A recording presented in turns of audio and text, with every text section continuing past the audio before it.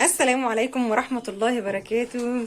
اللهم صل وسلم وبارك على سيدنا محمد وعلى آله وصحبه أجمعين. أي يا رب تكونوا في أحسن حال يا رب. ويا هلا يا هلا بأهل العراق اللي بيتواصلوا معايا، جزاهم الله كل خير. وكل حد بعت لي كومنت ربنا يبارك له، وكل حد تواصل معايا تواصل خاص ربنا يزيده يا رب. وكل كلمة حلوة قلتها لي ربنا يبارك لكم يا رب. النهارده جيت اعمل لكم مكرونه نجرسكو. ادي اول حاجه كده، ايه زي ما انتم شايفين كده قدام عينيكم المكرونه بسلقها وايه دي كده صدر فرخه طلعته من الفريزر كان عندي، وحطيته في الميه يفك شويه وابدا اقطعه كشاورما. هنعمل ايه نجرسكو. ركزوا معايا وتابعوني ولحد اخر فيديو هتشوفوا نتيجه حلوه قوي وهتعجبكم وسهله جدا وبسيطه. بس اهم حاجه يعني خلي المكرونه وهي بتتسلق فاضل فيها ايه تكه المدغه دي، سيبيها بقى في الميه واطفي عليها، وبعد 3 دقايق بالظبط او دقيقتين كمان صفيها. تمام. بص حبايبي انا صفيتها. طب انا بكلم لكم ليه على تصفيه المكرونه؟ انا بس بقول لكم يعني ايه سموا ليه وانتوا بتصفوها ميه سخنه. ربنا يحفظنا ويحفظكم في الحوض. تتصفى كويس جدا، ما تغسلهاش كتير يعني غسله كده بس. المهم ان هي ايه تبرد عشان ما تكلكعش. اول حاجه. تاني حاجه اللهم صل على النبي، الميه السخنه ما تزودهاش في السوى. بس هي دي التكه اللي انا كنت حابه اقول لكم عليها. وادي كده الصدر الفرخه اللي عندنا. مش صدر فرخه بسيط يعني، مش اللي هو الفرخه 2 3 كيلو، لا يعني اللي هي الفرخه 2 3 كيلو ايه مفيش فرخه. انا اقصد يعني الفرخه ما تعديش 2 كيلو ونص، لا ده انا عايزه صدر فرخه 2 كيلو 2 كيلو الا 100 200. المهم يكون فرخ يعني متوسط كده. بس هبدا اقطعه واوريكم بعد كده هعمل ايه. بس هبدا بقى اقطعه كده انتوا شايفين.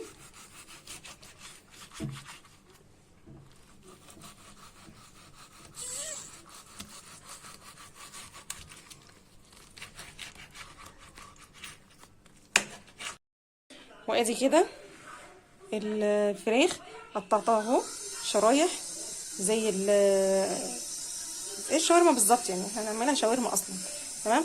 دي حتة عظم فيها لحمه في الصحراء مرميه بصراحه، فقلت اسويها معاها واكلها بس ما احطهاش في قلب المكرونه عشان اللي بياكل ما تجيش تحت بقه. ودلوقتي هقطع الايه الفلفل. وادي الفلفل كده معانا اهو. تمام. هنخرطه اهو. مش عارفه التصوير كده هيبقى حلو ولا ايه، بس انا مش معايا اي حد دلوقتي يصورني بصراحه، فقلت ايه احطه في الرينج لايت بقى واصور. تمام. هخرطه بقى كده زي ما انت عايزه بقى تقطيع. ايه كده كده اصلا الحاجات دي كلها بتبقى ايه في قلب الصينيه. تمام. فمش هتبان. انا عشان ولادي بيحبوا يطلعوا الحاجه اقطعها لهم حتت صغننه. كان الفراخ مثلا ممكن تتاكل على بعضها، لكن الخضار ده بالذات بينقنقوا فيه بيطلعوه بره. لكن ايه ده يا ماما، ايه ده يا ماما.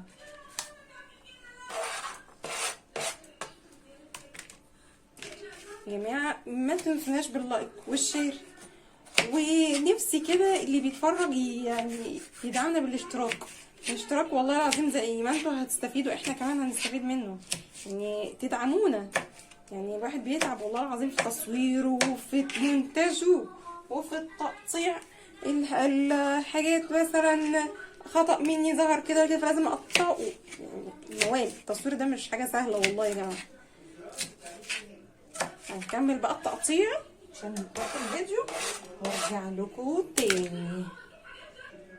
بصوا كده انا في وسط التقطيع قطعت حته طماطميه، يعني طماطميه واحده مش هكتر منها عشان ما يبقاش فيه ميه كتير. تمام. كده كده الفلفل برده بينزل ميه وانا لو حطيت بصل هينزل برده نسبه ميه، وكده كده الفراخ برده بتنزل نسبه ميه، فكمان الطماطم بتنزل ميه كتير، فانا ما رضيتش اكتر منها. تمام. هي واحده بس كده في وسط التقطيع. هي دي بصلايه هقطعها برضو. تمام. ما ننساش بس بصلايه تكون متوسطه، يعني لو في اصغر من كده ما كانش عندي والله، لو في اصغر من كده يبقى كده تمام برضو عشان الاولاد مش بيحبوا البصل والخضار الكتير. وادي كده البصل جاهز اهو متقطع. تمام. هبدا اروح اعمل بقى الايه الشاورما في السمنه. ادي كده الطاسه بتاعتنا. بسم الله. الله النار، الله النار اهي. اول ما الطاسه تسخن نبدا ننزل السمنه ونحط على طول، بس تكون الدنيا سخنه قوي بحيث ان الفراخ تاخد الصدمه ماشي، وتفضل مسامها اللي خارجيه قفلت والميه بتاعتها الداخليه موجوده جواها، تفضل طريه. بيقولوا عليها زي الجوسي كده. معرفش اللفظ صح ولا لا والله، بس ان هي تفضل طريه طول ما يعني تديها الصدمه دي، تقفل مسامها ما تنزلش ايه، تقعد تكت الميه بتاعتها شويه بشويه، الحاجه تكون سخنه قوي. تمام. ادي كده قربت تسخن اهي شويه، ودي دلوقتي كده هي سخنت. ابدا انزل السمنه بتاعتي، سمنه بلدي او اي زيت ذره. تمام اهي كميه.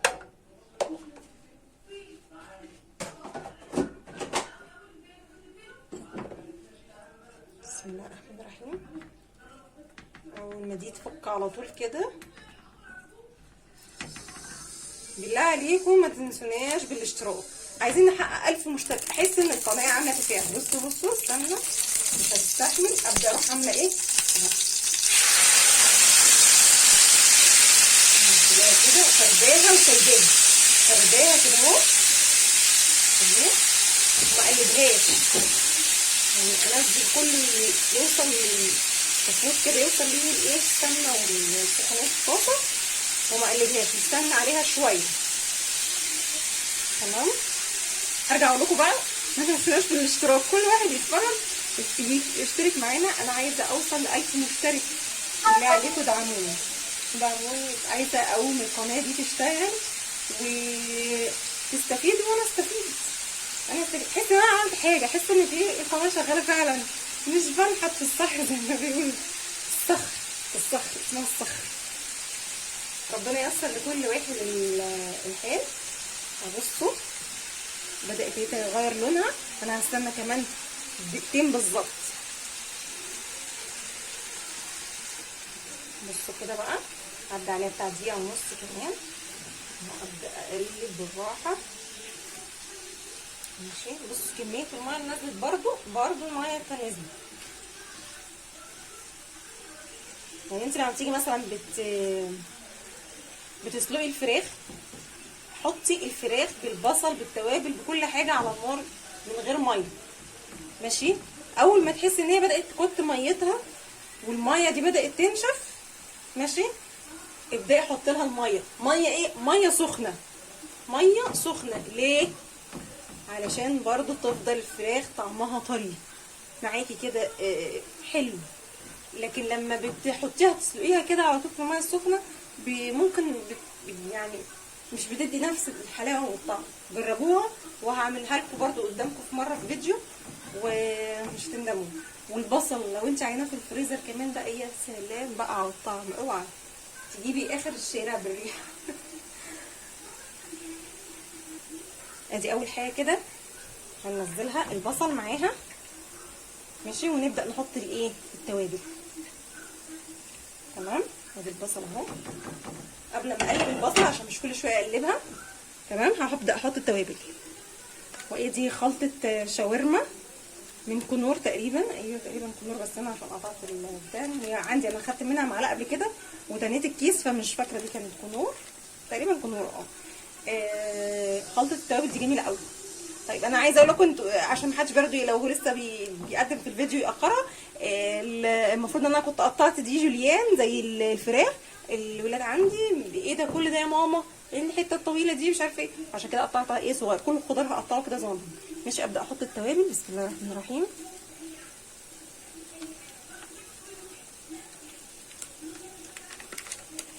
التوابل دي فيها كل حاجه، ملح، فلفل اسود، بهارات، سماق، بابريكا،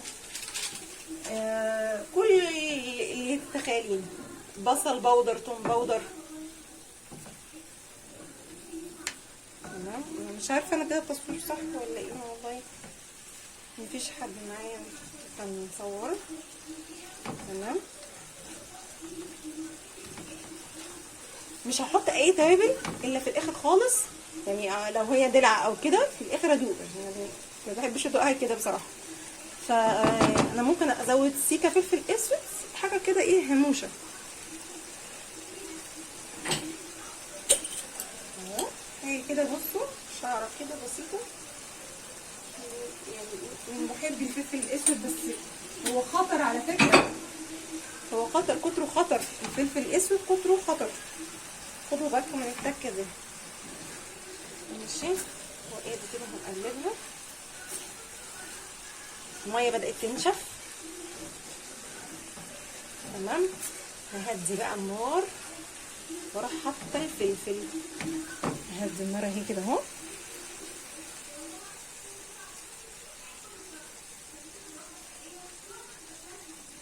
هنزلي الفلفل بتاعنا تمام.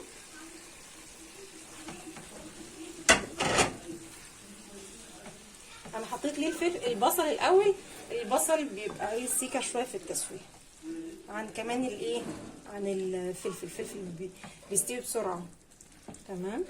انا بدي النار اهي هاديه خالص عشان الفراخ تاخد وتدي في الايه، في التسويه.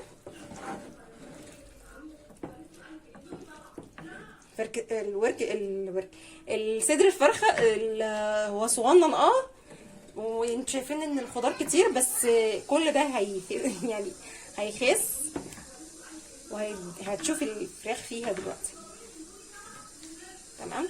انا هغطيها وبعد ما تستوي ادوق طعمها، لان انا معرفش حادقه ولا دلعه، فانا بعد ما تستوي كده وتهدى هغطيها دلوقتي وهتشوفوا.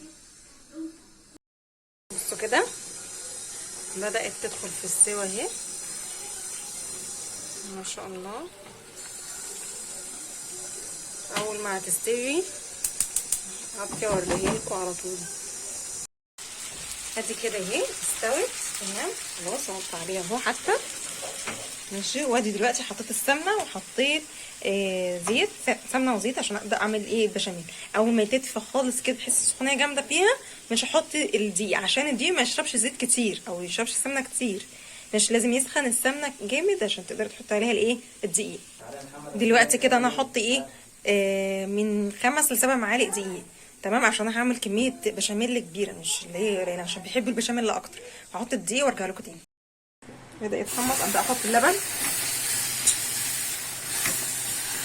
في ناس يقول لك لازم الاثنين يكونوا اللبن يكون سخن وده يبقى سخن عشان ما يكلكعش. انا بحطه كده والله الدنيا بتمشي برضه، يعني بيكلكع شويه في الاول وبعد كده ايه بقعد اضرب اضرب اضرب اضرب كله بيفك. هدي النار وبعد كده قلبيه كويس جدا.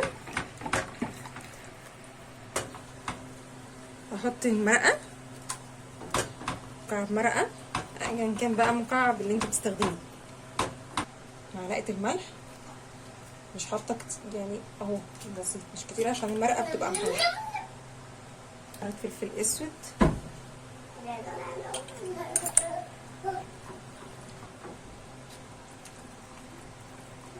نقلب كده كويس كويس كويس كويس. اول ما تحسي انه بدا يتقل معاكي هتطفي. حسيتي ان هو كلكع طلع لك حاجه قطع زي كده، هدي النار وافضلي قلبي فيه لحد ما تلاقي الحاجات دي اختفت معاكي تمام. انا مهديه النار. بصوا كده بقت ايه خلاص اهي، بصوا ما شاء الله تقلت خالص معايا. انا هطفي عليها اهو تمام، وهبدا اعمل الايه الصينيه. الكميات المكرونه دي قد ايه؟ نص كيلو ماشي، فانا قسمت نص كيلو اهو، ادي نص وادي النص ماشي. احط بقى جزء من البشاميل. البشاميل تقيل مني جامد مش مشكله، بس ده على فكره حاجه كويسه عشان ما يقعدش في الفرن كتير. يعني انا كل ما احب الصوص البشاميل يبقى تقيل معايا احسن ما يكون خفيف. خفيف هيقعد معايا كتير قوي عقبال ما يلم على الفرن. دلوقتي كده انا حطيتها اهو وقلبت معاها شويه بشاميل، خليتها طبقه ايه يعني طريقه عشان تبقى طريقه جميله بتكون بشاميل. محمد لازم يدخل في الصوت طبعا انتوا عارفين. هبدا احط بقى كده ايه الشاورما عليها كده اهو كده اهو. برضه هرجع واقول هو ليه انا مقطعاها مكعبات صغننه. انا ولادي بيفلوا كل حاجه. دي ايدي يا ماما، لا انا طويله قوي ايه ده مش بتبقى قطعيها حتت مش عارفه ايه، ف لازم ان انا اطلع اهي العظمتين اللي احنا اتفقنا عليهم ان احنا نشيلهم عشان ما يجوش تحت ايه بق حد. دي ودي. طيب دلوقتي ممكن تحطي مشروم، ممكن تحطي زيتون، ممكن تحطي حاجات اضافيه انت عايزاها براحتك. مش بس انا برضو محكمه بولادي انا حطيت المره اللي فاتت مشروم وما بقى يطلعوه ويرموه. انا بحبه جدا، هم عكسي، الحاجه اللي انا احبها وما يحبوهاش، الحاجه اللي هم يحبوها انا ما بحبهاش. وارجع احط بقى ايه بقيه المكرونه هنا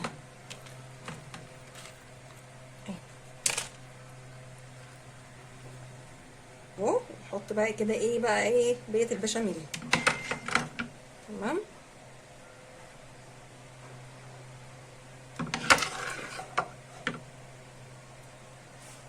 احنا بنحب البشاميل على فكره كتير جدا، الحمد لله ولادي بيحبوا البشاميل ده كتير. تمام كده الشكل النهائي. هنضف بس الحروف بتاعتها وادخلها الفرن على طول. تمام لحد ما تبدا تديكي الوش بتطفي عليها على طول. لو طول معاكي الوش ما اداكيش وش على طول، لا اطفي وشغلي الشوايه عشان ما تنشفش منك. بس ادي كده الصينيه انا لحد ما ظبطتها اهو. تمام وهحطها في الفرن. الابيض اللي عليها ده ايه انا نسيت اقول لكم ان دي جبنه موتزاريلا. هي كانت لما طلعتها ساحت مني شويه، بدات اقطعها قطع كده صغننه ووزعتها بالشكل ده على الصينيه. ندخلها الفرن بقى دلوقتي قدامكم وهنرجع بعد ما تستوي. طبعا الفرن يكون سخن بس مش سخونه جامده، درجه الحراره تكون متوسطه.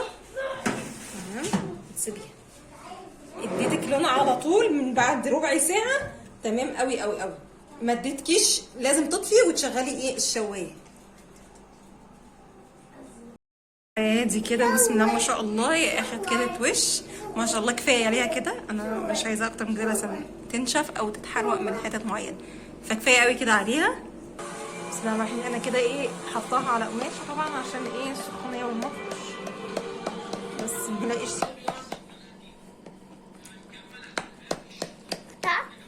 شقعت دي كمان. بصوا بقى كده ما شاء الله اهي. طبعا هي سايبه عشان لسه انا طالعاها في الفرن. والله انا جوعتهم النهارده، والله النهارده هم كانوا صايمين يا عيني وفطروا كده بال افتح الفيديو.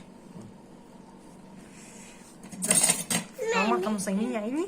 كان في صينيه بيتزا من امبارح فطروا بيها، وقلت احط دي على طول كده في الطباق. مش مشكله، انا عارفه ان هي هتفرفط بس ايه ياكلوا يكملوا اكل يا عيني.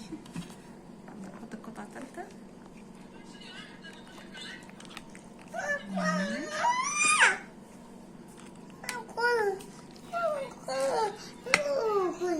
انا عيالي مش هتستنى ان هي تبقى قطعه يعني، هيمسكوا الصينيه ده ياكلوا فيها وبيحبوها جدا.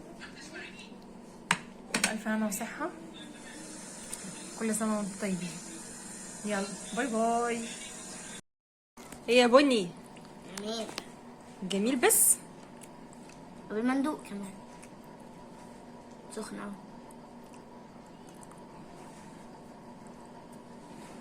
الله عشياك الله. 100 من 10. 10 من 10. جميله يعني. انا لسه ما دلوقتي انا هدوق جدا. تحفه جدا. انا هدوق دلوقتي الدور التاني. زومبا. ايه زومبا؟ زومبا مؤمن. كل ده كل دقه يا ربيط. سخنه هاوبي. يبقى خلاص سخنه دي ياكل من قلبك الحلوه. الجمدان ده يا ماما شكل طعمها جامد قوي، حلو قوي قوي قوي. تعملي واحده كمان عشان انا هديلها عشان عشان يا خلاص يا ناس طعمها حلو قوي. يلا يا حماده خد افتح بقه. تسلم ايدك يا ماما، طعمه اولد. الله. اهو داخل اهو. خراشي حلاوتها اولد حماده. يا واد حلو يا حمو. يا ابيض. هي الحلاوه. سلام. سلام.